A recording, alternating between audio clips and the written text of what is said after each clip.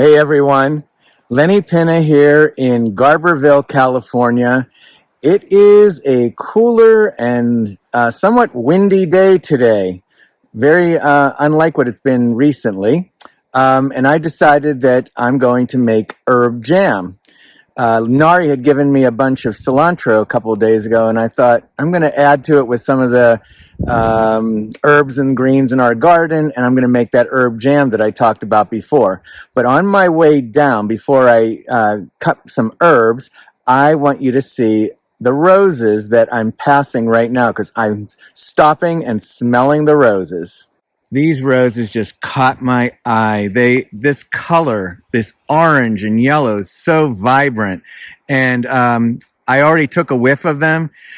So fragrant. I find that orange colored roses really have a lot of fragrance. So I just wanted you to see these before I head down to the herbs.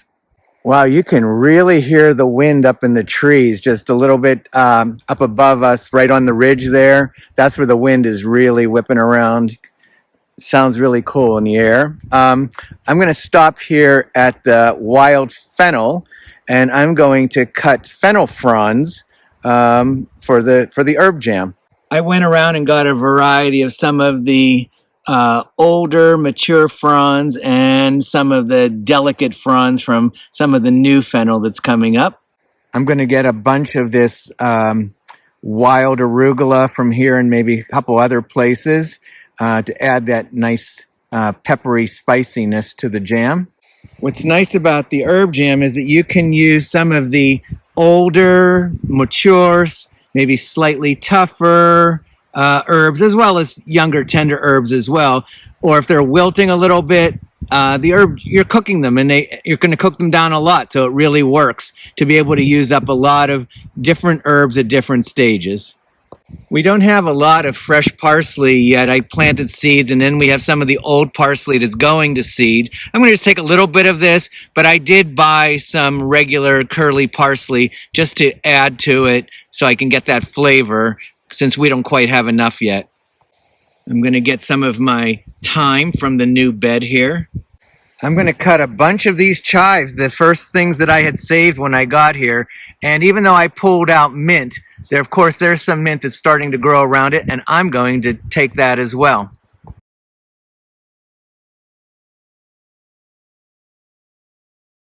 So I had taken other clips of the other herbs I cut, but I had technical difficulty. I don't know what I did to the settings, but they were either in slow motion or garbled. So I'm now back at home, and I will pick up from here.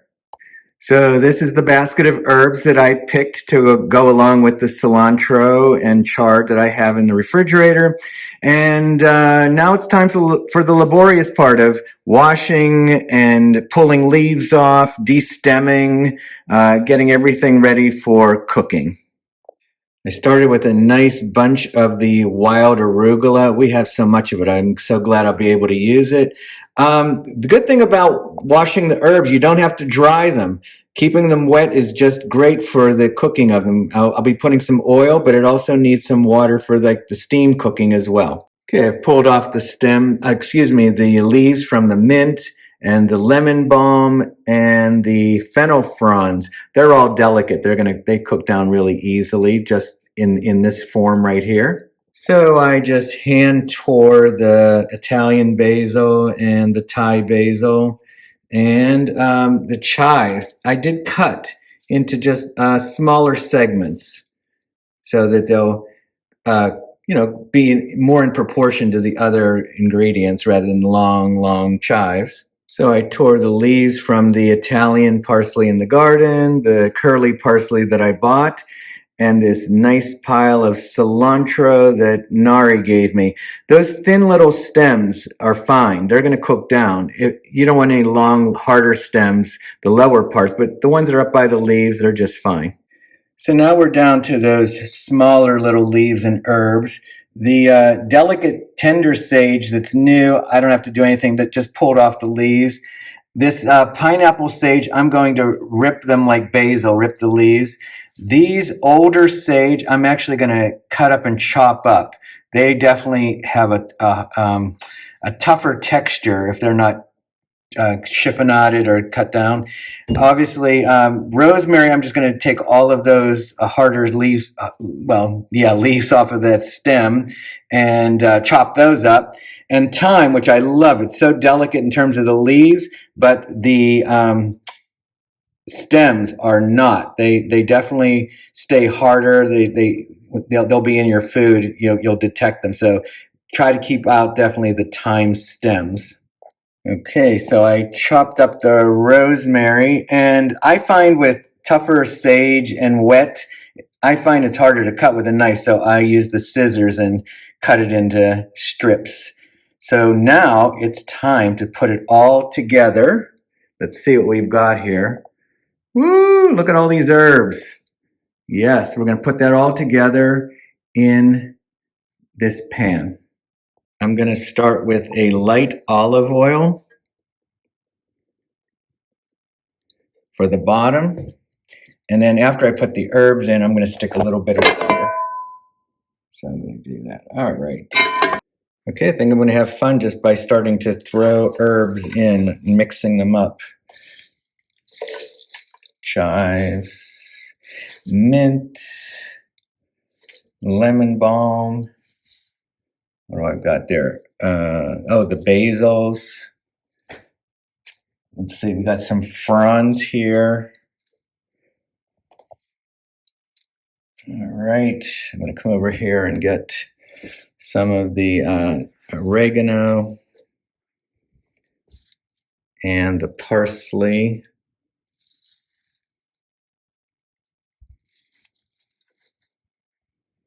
And the cilantro.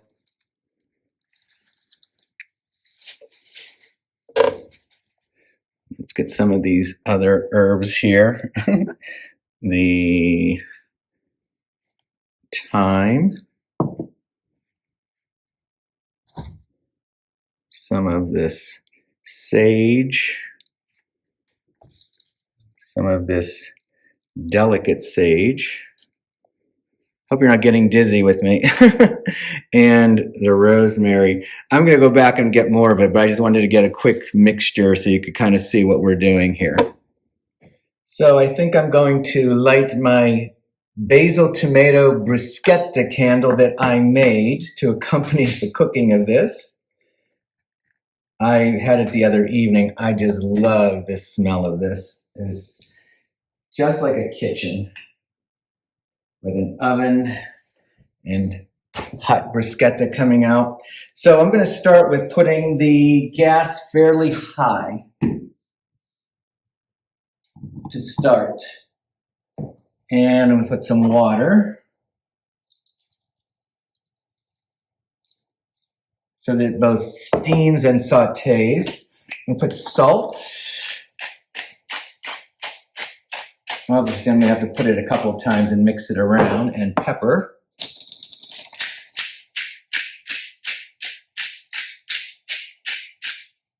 Okay, and give it a little stir in. Wow, a full pan, but this is going to cook down. It'll be really interesting. And I'm going to let that just kind of start to steam for a moment, and I'm going to get some garlic. We have these big elephant garlics from the garden that I'm going to use. I think I'm going to use a whole clove. Elephant garlic's a little bit milder than smaller cloves in general. So I'm going to cut it in pieces so I can use my garlic press. Oh, I love that sound of the cooking started.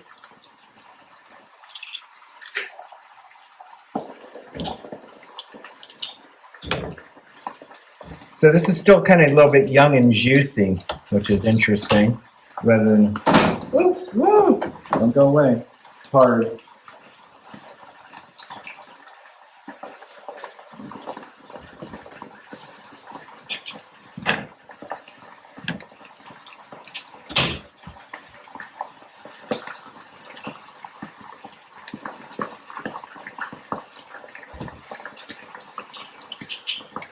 And we use the whole clove. 1 large clove.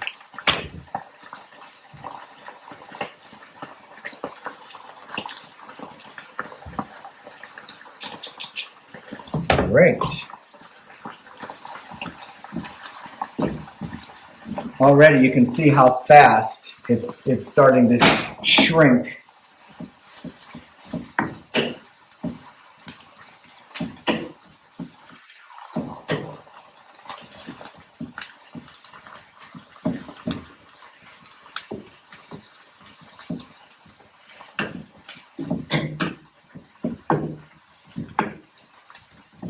Add a little bit more of the salt now.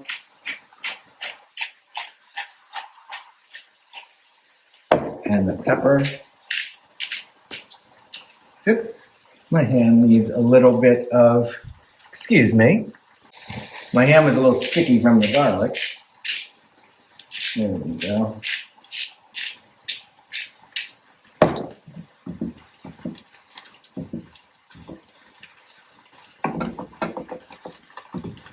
And I have some celery salt I'm going to put in.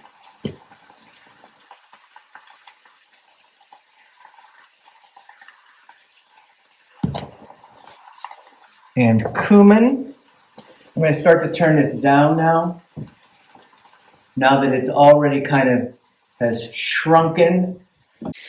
You can see it's already shrunken down into this beautiful green deliciousness.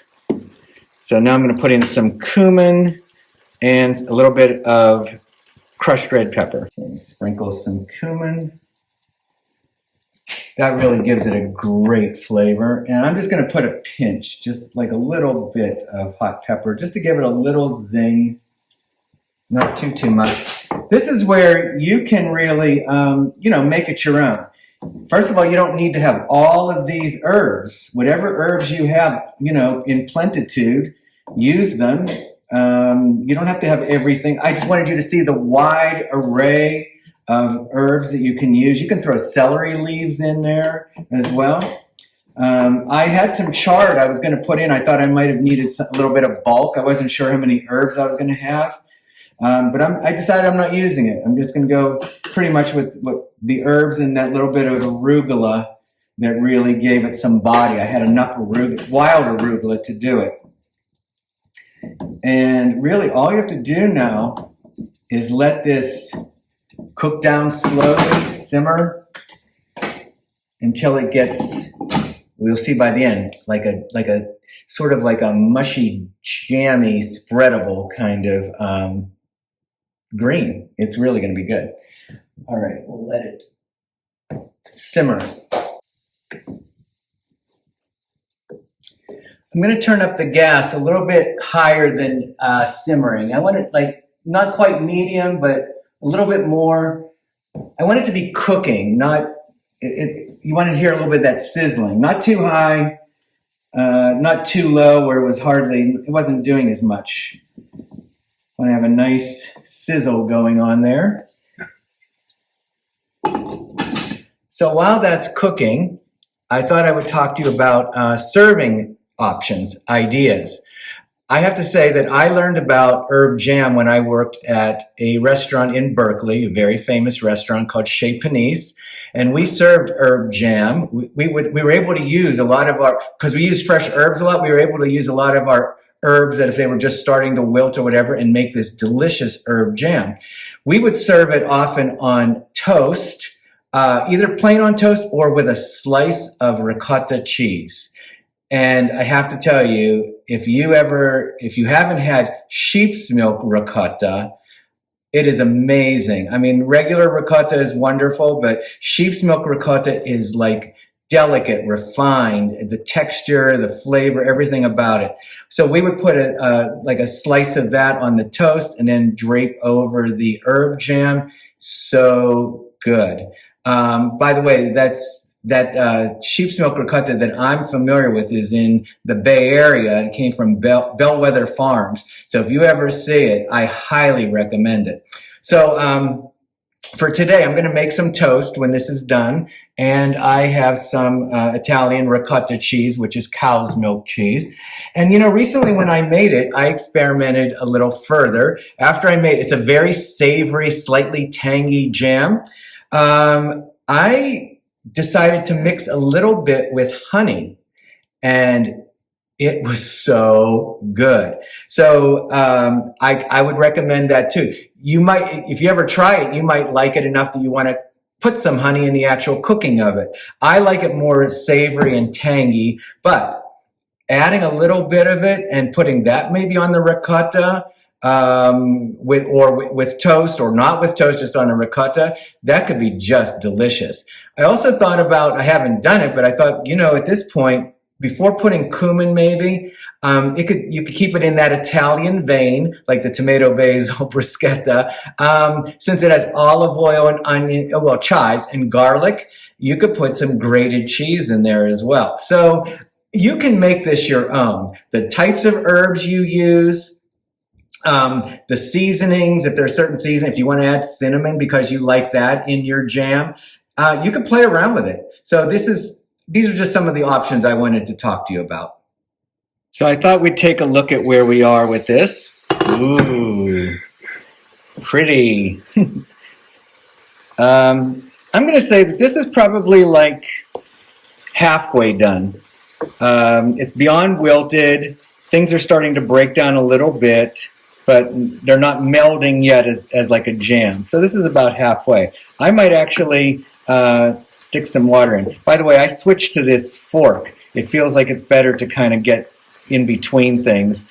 My other utensil wasn't working as well. So I'm going to put a little bit more water so that it steams a little bit more and continues to break down.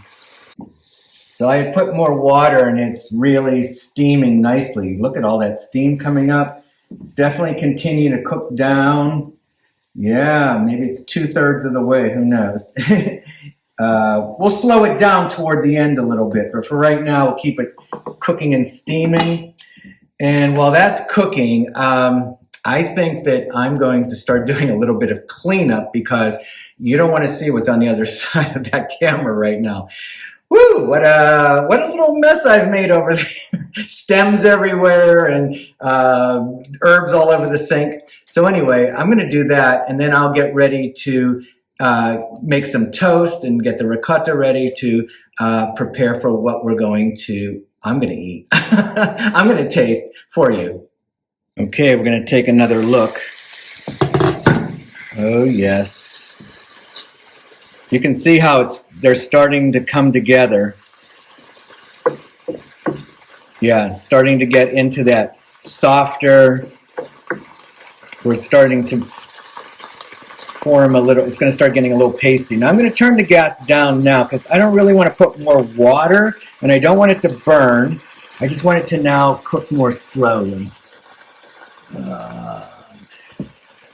So that it just, now, I think this is the way it'll continue to get mushier and more spreadable. Okay, so this has probably been cooking another 15-20 minutes since last I spoke to you, and I think you can see now it's definitely starting to thicken, coming together, sticking together. Yeah, it's definitely becoming. So when I say a jam, it's not going to be like pureed. It's just you're still going to have like the texture of herbs or greens, but I have to tell you, once it's cold, it even gets more concentrated and more spreadable. But right now, it still has a little bit of texture. But I think this is the point where I'm going to add some. I'm going to taste it first, and then I think I'm going to add some lemon. We shall see.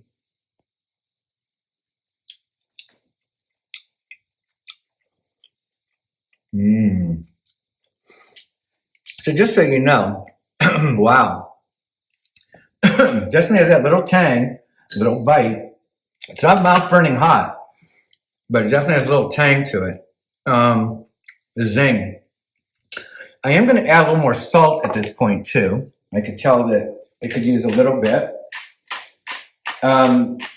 But there's, this like greens, this has that slight bitterness to it. So that's part of it.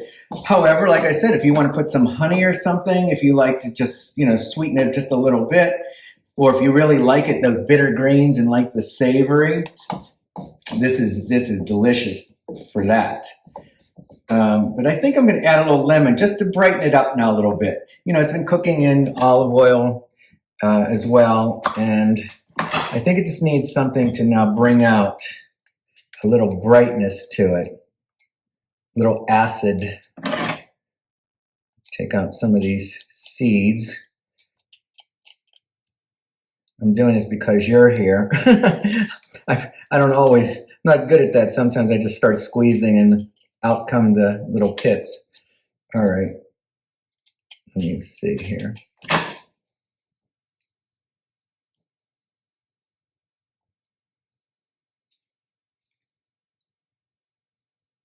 I'm going to go just with a half a lemon right now. If it needs more. But I didn't want to cook it in lemon. I didn't want, it to have like this predominant lemon flavor at all, or as an accent. I just want to brighten it up. Let's see what happens here.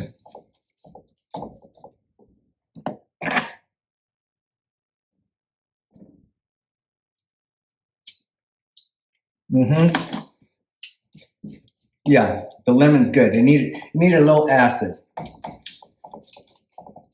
Okay, I'm just going to let that continue now to cook on low while I make some toast and get the ricotta ready. So this is my brand new toaster. I had left everything behind in Johnstown, including the toaster, and I could have used it probably sooner, but I didn't have a real motivation. But I knew I was going to be doing this video, so I went and got a toaster so that I could make toast. So we're going to see how it toasts for the first time as well. Whoa. And I'm just going to put it in the middle there, see what happens. Okay, the toast just came up. I definitely have a medium. It's not dark, it's not light. So we'll start there. I think it's good. I might like it just a touch darker sometime. So now I'm going to put on some ricotta cheese on the toast. Ooh, that's very creamy ricotta.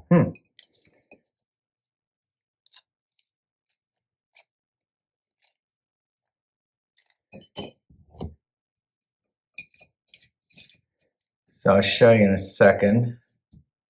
Okay, I just put it on sort of like a schmear. That sheep's milk ricotta I told you about, you can slice it. It's delicate, but you can slice it. It's firm.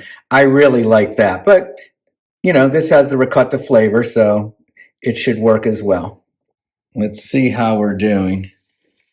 Ooh, yeah, that's starting to really look like it. Yes. See how it's all sticking together? Yes. So I'm going to probably turn the gas off now and just let it stay in the pan, keeping warm. But I'm going to put some on the toast with the ricotta, and we're going to taste it. So I made 2 toasts because I'm going to keep one savory, and then I'm going to stick some honey on this one.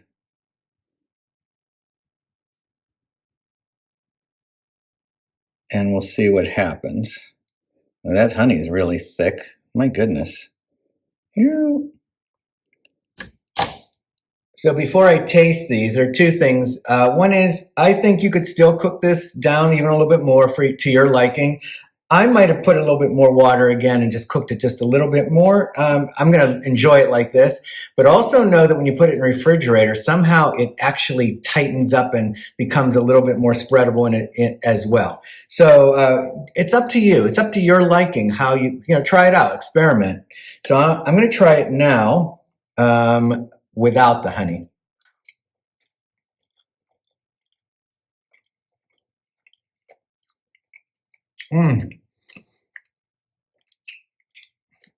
Oh, it's delicious. It's definitely on the like wintry bitter green side that I like with a little zesty tang to it. But the creaminess of the ricotta also adds, just like a little, a little creamy edge to it that plays with it nicely, softens it a little bit. Now I'm going to try the one with the honey.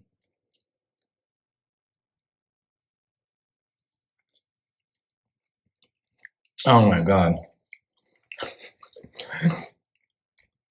I'm finding out that I do like it with honey as well. So it's up to you. You could be on the sweet, and it's not overly sweet, but you could have it on the sweeter side or the little bittery, savory side. It's up to you, your taste preference. Both are good, all depending on you and your mood and what you like. Oh man, it's good.